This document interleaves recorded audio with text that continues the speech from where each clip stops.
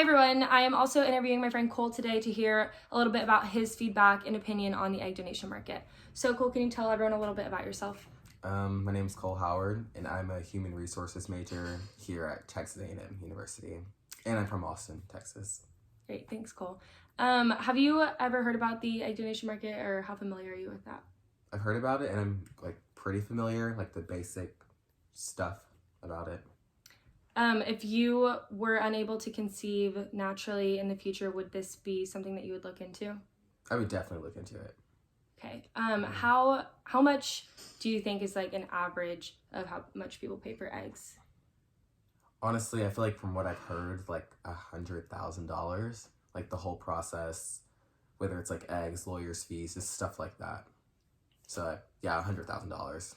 Would this be a number that you would be willing to pay for eggs in the future, or do you think that this is a fair compensation?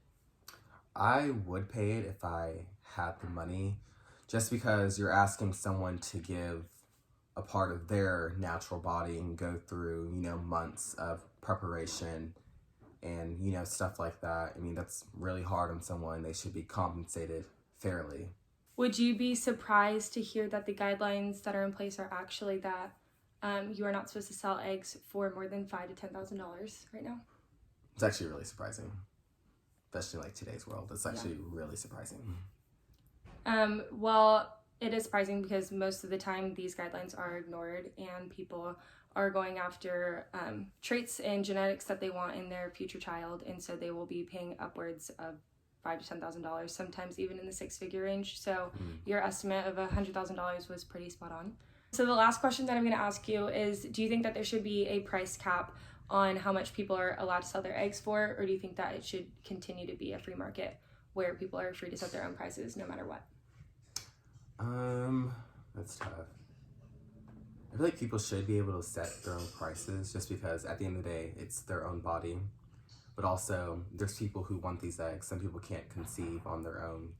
So some people really do need these eggs. So I don't think people should do that at an extreme price, because it's not always about them making money. It's about these people who have an earning of wanting to have a child. But I still think there should be a fair price for giving up your body and going through the process of it for any person. Thank you, Cole. Thank you for your feedback and your time today. We appreciate it. We'll catch you later. Hi everyone. Today I'm going to be interviewing my friend Annie just to hear her feedback about if she would be inclined to be an egg donor. So can you tell us a little bit about yourself, Annie? My name's Annie. I am 21 years old. I am a junior community health major from Austin, Texas. Great. Thank you, Annie. How familiar are you with egg donation? I know the basic concept, but I'm not too familiar with it. Okay.